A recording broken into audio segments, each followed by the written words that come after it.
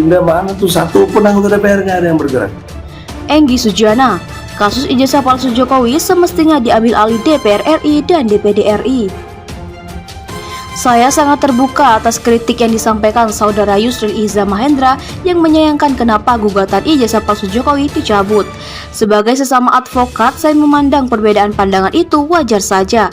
Pendapat Yusril tidak mengikat bagi tim kami, sebagaimana kami juga tidak berhak memaksa Yusril puas dan setuju terhadap pilihan kebijakan strategi hukum yang kami tempuh.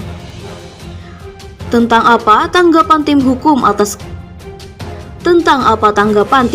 atas kritikan Saudara Yusril, Adinda Ahmad Husinuddin telah dengan baik menanggapinya. Intinya, kami persilahkan Yusril menggugat class action dengan segala keahlian dan pengalamannya untuk berjuang guna membuka tabir kelam ijazah palsu Jokowi. Yusril benar kasus ini menggantung karena belum ada keputusan hukum yang berkekuatan hukum tetap. Namun selain menggunakan mekanisme hukum, sejatinya ada mekanisme politik yang bisa ditempuh oleh DPR RI dan DPD RI. Jadi secara politik, kasus ijazah palsu Jokowi adalah tanggung jawab DPR RI dan DPD RI. Melalui hak angket, DPR RI dapat melakukan penyelidikan terkait dugaan ijazah palsu yang digunakan untuk pencapresan di tahun 2019. Yang mana hal ini bertentangan dengan undang-undang, merupakan hal yang penting, strategis, dan berdampak luas pada kehidupan bermasyarakat dan berbangsa. Coba bayangkan, Indonesia memiliki presiden berijazah palsu. Bukankah hal itu sangat berdampak bagi kehidupan berbangsa dan bernegara?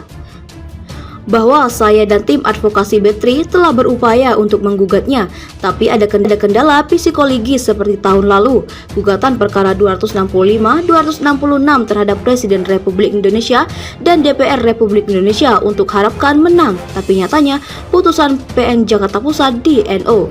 Hal tepat gambaran dari Allah Subhanahu wa Ta'ala dalam Wahyu Surat Al-A'raf ayat 40. Seperti unta masuk lubang jarum, jadi suatu hal yang mustahil. Oleh karena itu, kini tiba saatnya.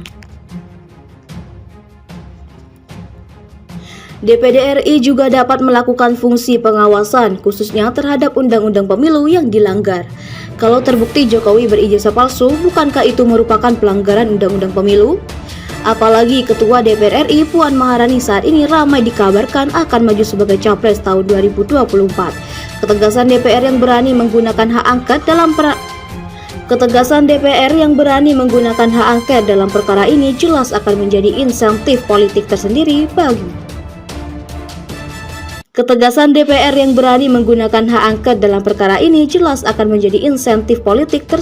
bagi Puan. Lanyala Mataliti yang sudah ikrar akan memimpin revolusi rakyat yang juga ingin maju sebagai capres, perlu juga meneguhkan komitmen sebagai pemimpin dengan mengaktifasi kewenangan DPD RI dan perkara ini. Lanyala Mataliti yang sudah ikrar akan memimpin revolusi rakyat yang juga ingin maju sebagai capres, perlu juga meneguhkan komitmen sebagai pemimpin dengan mengaktifasi kewenangan DPD RI dalam perkara ini. Kalau memimpin DPD untuk mengawal kasus ini tidak mampu, bagaimana mungkin mau memimpin seluruh rakyat Indonesia? Lagi pula, melalui proses politik yang ditempuh oleh DPR dan DPD akan lebih aman. Tidak akan ada lagi rakyat yang menjadi tumbal. Tidak akan ada korban penangkapan seperti yang dialami Bambang Tri dan Gus Nur. Kalau yang menggugat rakyat kecil, saya juga khawatir akan mengalami nasib yang sama, ditangkap seperti Bambang Tri dan Gus Nur. Terlepas DPR dan DPD belum mengambil inisiatif untuk mengambil alih kasus ini, bahkan belum ada satupun anggota DPR RI dan DPD RI yang bersuara. Saya justru mengapresiasi suara-suara rakyat yang diwakili oleh Ahmad Dhani, Refli Harun, dan Syaiful Zaman. Terlepas DPR dan DPD belum mengambil inisiatif untuk mengambil alih kasus ini, bahkan belum ada satupun anggota DPR RI dan DPD RI yang bersuara. Saya justru mengapresiasi suara-suara rakyat yang diwakili oleh Ahmad Dhani, Refli Harun, Syaiful Zaman, dan lain-lain. Dalam acara Video Legend, Ahmad Dhani memberikan ruang terbuka bagi kami untuk memberikan klarifikasi. RH Channel juga memberikan ruang bagi Adinda Ahmad Husinuddin untuk menjelaskan alasan pencabutan perkara. Syaiful Zaman bahkan dalam video berjudul Gugatan Bambang Tri dicabut, Jokowi kalah telak, memberikan analisa yang saya kira patut kita cerna sebagai satu perspektif yang progresif. Kembali pada Kembali pada persoalan ijazah palsu Jokowi.